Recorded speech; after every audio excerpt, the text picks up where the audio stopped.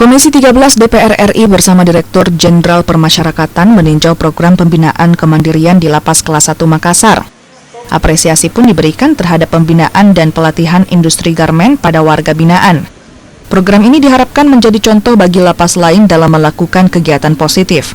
Dukungan dalam bentuk regulasi dan anggaran juga akan dilakukan untuk pengembangan program pembinaan yang konkret bagi warga binaan permasyarakatan.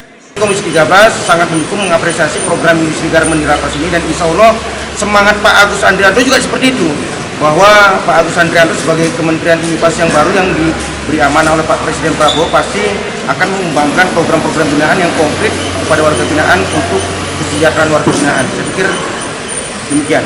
Kira-kira dukungan seperti apa yang diberikan, Pak? Yang pertama bahwa dukungan regulasi pasti, karena DPR RI fungsinya adalah pembuat regulasi. Yang kedua dukungan anggaran. Kita tadi sudah mendapat informasi dari Pak Dirjen Permasyarakatan bahwa memang ada efisiensi anggaran yang itu sangat besar.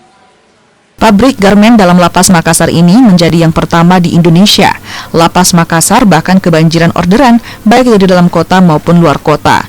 Dalam sehari, pabrik garmen Lapas mampu memproduksi 400 hingga 500 lembar baju yang dijahit oleh puluhan warga binaan.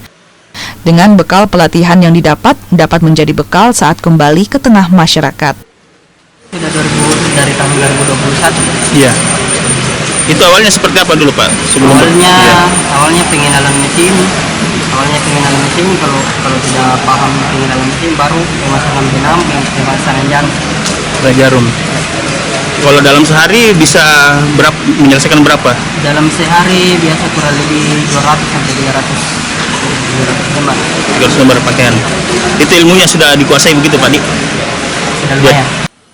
Beroperasi sejak 2020 lalu, pabrik garmen Lapas Makassar mengerjakan pesanan jahitan mulai dari APD tenaga medis, seragam sekolah, alma mater kampus, jaket, hingga pakaian kerja perusahaan. Arif Tirtana, Kompas TV, Makassar.